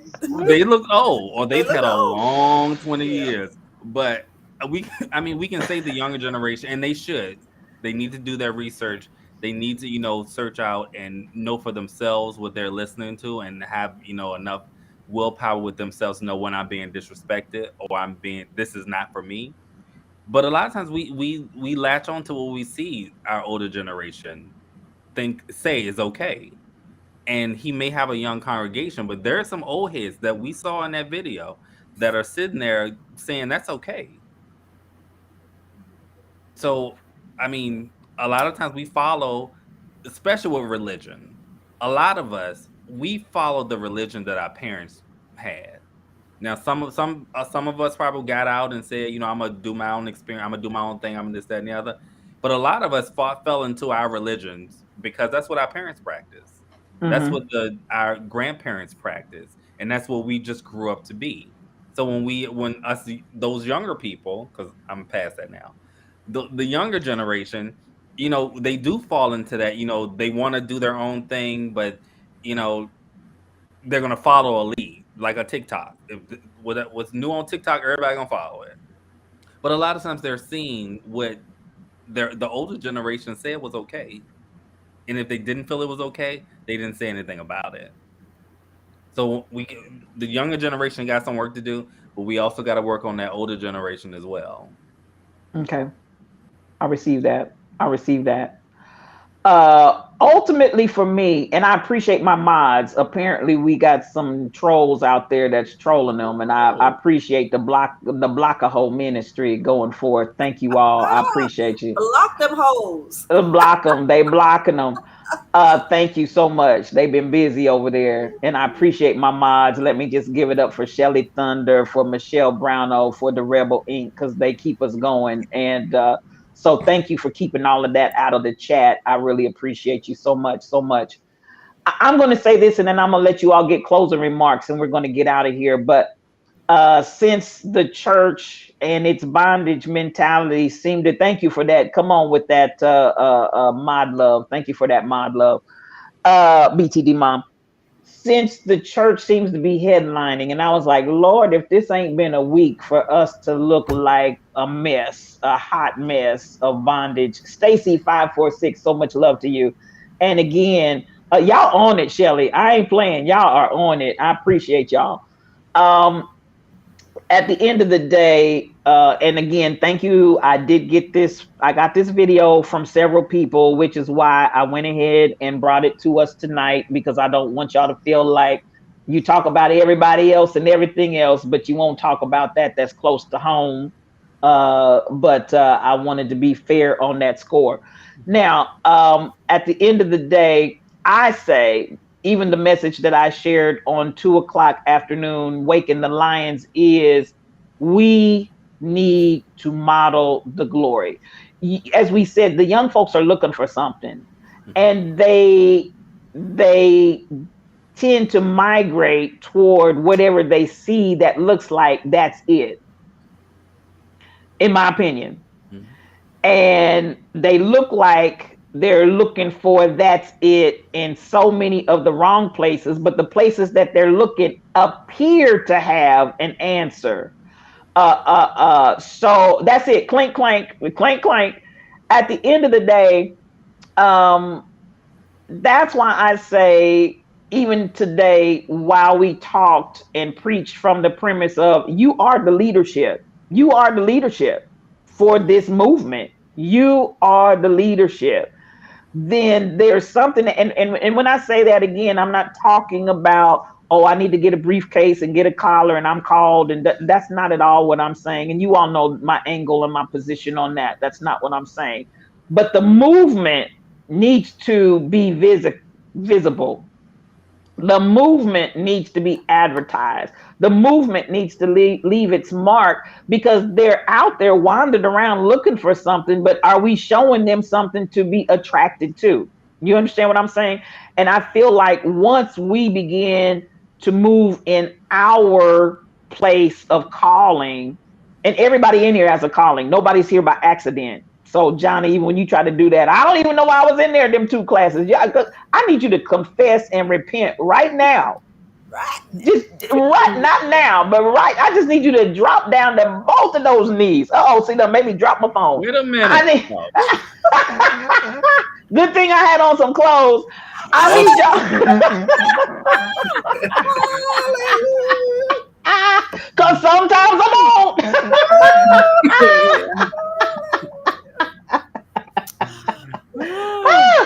So at the end of the day, I feel like they're waiting to see something different. And if we have the different that they're looking for, then what are we doing? And with that, I'm going to leave that as a challenge and a call to action. What are we doing? What are we doing? And how are we doing it? Tyrone, when you go in with those kids, you're modeling something, and there's leadership there. When you go, definitely Royal Confessions, all the things that you do in and about here, there, and everywhere. Jonna, you're modeling something. How can we step that up? Because again, if they're being poisoned and we're the antidote, we got to get the antidote to them.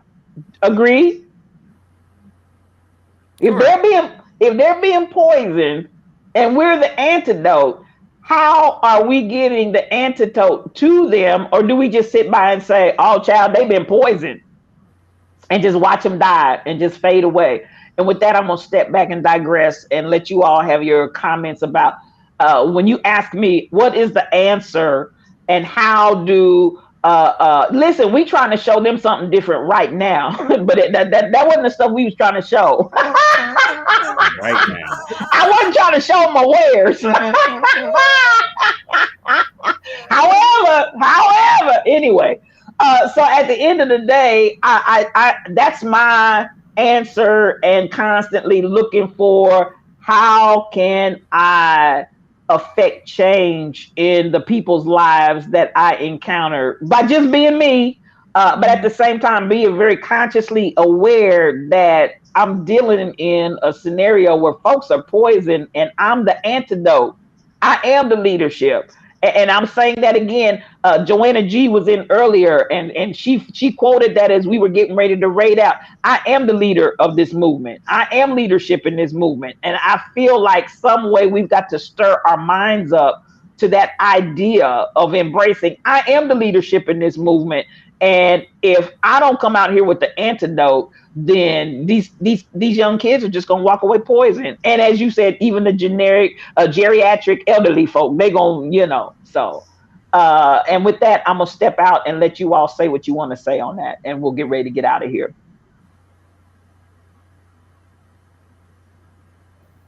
Well, I'll say, I think for me, because like you said, like even with me dealing with the kids I deal with, there's a, I'm showing them something through who I am. I know for me, there's a struggle of saying what I'm showing you, is it right for you? So I have an antidote. I am a leader. I'm not the leader. And I know for me growing up, it was a thing of I'm not doing what my parents did, because their way was the only way. So I know for me, I want to give a good image. I want to show the kids and anybody I engage with that I support you. I'm here for you.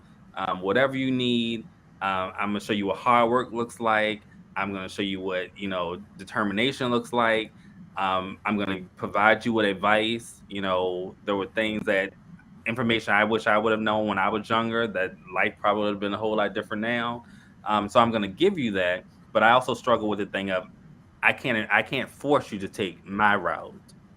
So I have an antidote, but I don't totally have the key. But I'll provide you with I know and how it worked for me. And then from that you have to take what you feel is best for you. Thank you. That's good. That's good stuff. Good stuff. Ladies. Well, I'm gonna say this, but and y'all know what I mean when I say it. But I'm almost like Do we? Jesus to where I can be all things to all people because everybody's different. And you have to reach people where they are. And so we have to talk and we have to listen. And then even when you think they're not paying attention, they're watching you and they're listening to you. And if it's something that we don't understand and we can't, but we can point them in the right direction where they can go, who they can talk to. But we've got to be able to talk to them and to show them. We cannot judge them. We cannot come out publicly like this and say, you going to hell because of blah, blah, blah, blah. We can just say, hey, this is what the song is about. This is what's going on. This is a da, da, da. Explain it to them instead of getting all that negative. Understanding, communication. Communication is the key. And some of them going to listen to us and some of them will not. But everybody has their own journey. And their journey is not going to be my journey. And it's not going to be their siblings' journey and their mama's journey. Everybody has their own journey. But we've got to love them and continue to talk to them throughout their journey.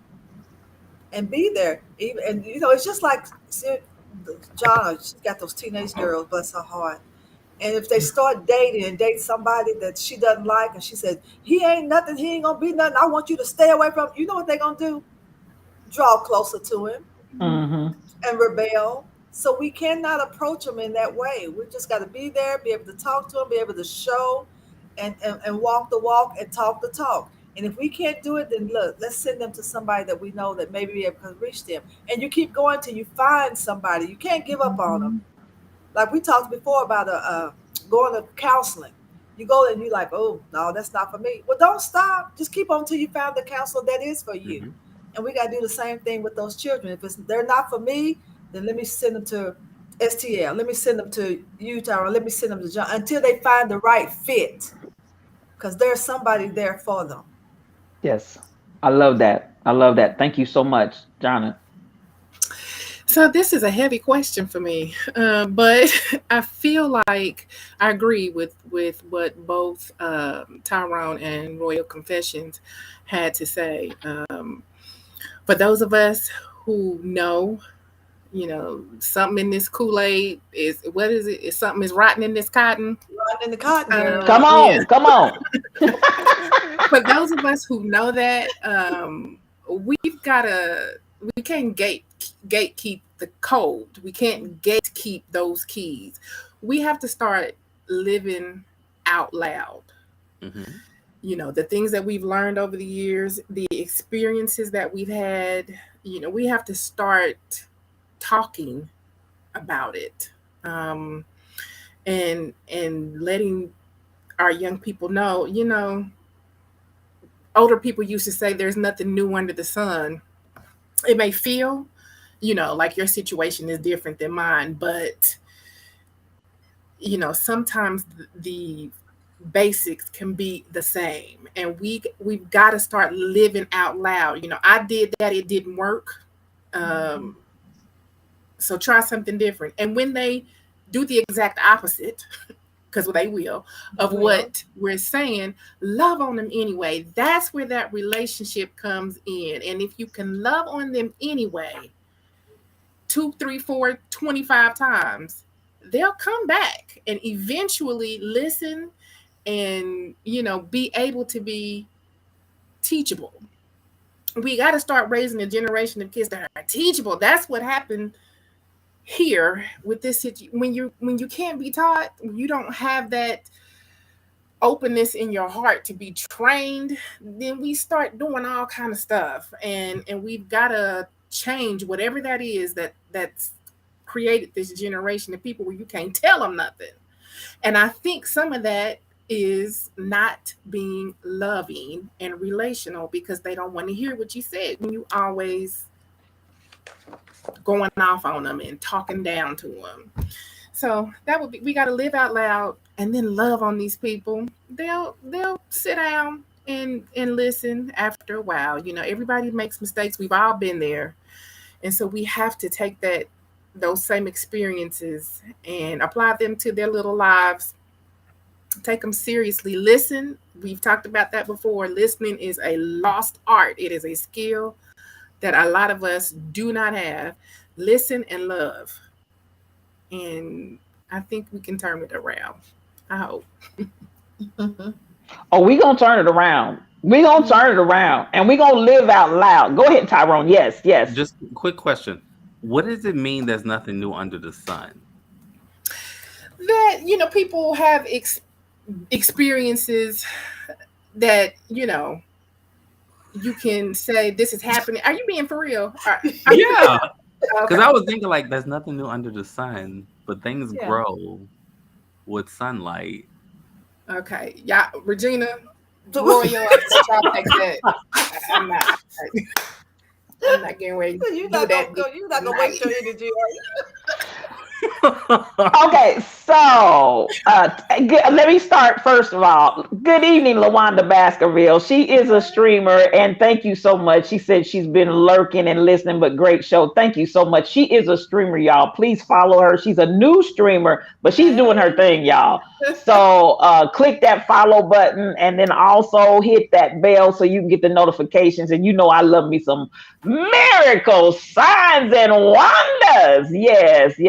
She's WandaVision, and we appreciate you.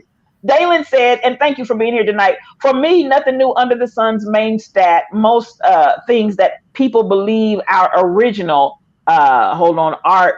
Actually, that origin. Oh man, let me see. It keeps jumping on me. I can't get it. Okay, thank you so much. For me, Read it. noting new under the sun, main stat, most things that people believe are original art, actually that original is being thought up or done prior to you even considering it. Okay, thank you for that, Dalen. Thank you. It's just like music. You know, nowadays they think all this music is new and they've never been heard before. And we can go back and show them a song that was way back when. And they'll be like, wait a minute, how do you know that song? Nothing new under the sun. Mm-hmm. Gotcha. It's new to you, but it's not new to us. Right. You know, I had to get clarification on some of these sayings. That's all Because right. I was like, wait, well, things grow in the sun. Lord have mercy. And, you know, when growth means change. And yeah, okay. But I get it now. Yeah. Appreciate it. And there's nothing wrong with the question. I'm glad you asked. Because more likely somebody else may have had the same question that you had. We start talking these old time sayings because John is an old soul too. See, and yeah, she relates to me when I say it. Some of y'all just be lost. Yeah. So I appreciate that. Michelle said, poor Tyrone. I learn every time we get together. Trust me. And we learn from you too, Tyrone. We learn from you too.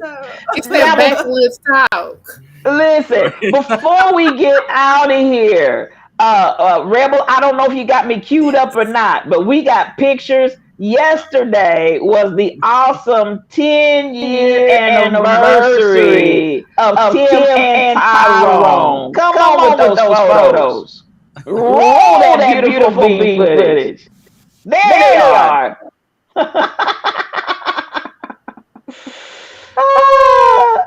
Isn't that great? Tyrone, do you want to comment at all? Do I want to comment? I didn't hear the question. Yes, I said, do you want to comment at all? Are you going to commentate? Oh, sure. So these are our, we decided to do something different. We typically, we never make like big fusses about anything. A lot of people probably didn't even live together for 10 years. We wanted to do something different. and we, found a good photographer, took some photos, and then we all came together with our collaborative efforts, and this is what we have. This is celebrating 10 years of life, love, laughter, and this is what we have. Thank you. Rebel, I think you need to turn the volume off on that one because we're getting a double echo. Okay, she said we're done anyway. Okay. Listen, Rebel doesn't play. She's just like, here, bam. Those are great picks. Those are just a few shots, but I mean, you all really did have some good shots. I thought they were great. And again, happy anniversary. A whole decade. My. A whole decade. You're having fun. Yes, Lord. I love it. I love it. I love it. Well, you guys, it's been a great night. It's been a great conversation. Thank you so much for joining us. And to everybody that was in the chat, I appreciate you. And for those that didn't get in the chat, but you just audited, your presence here is greatly appreciated. All of your thoughts, all of the things that you shared, everybody, we appreciate you to the highest degree. Jonna, Raw Confessions, and Tyrone, you guys are just the absolute best. What can I say? My friends, my friends, my friends. Thank you, Dalen. We appreciate you. BTD Mom, they do make a great couple, if you might say so, and me too. A beautiful couple, and just nobody like them. Now, copy the raid message because we're going somewhere. Everybody have a blessed weekend, and we are going to see you next week. Same bat time, same bat channel. From me and my friends, after you copy that raid message, peace for your journey. Bye, Mayo.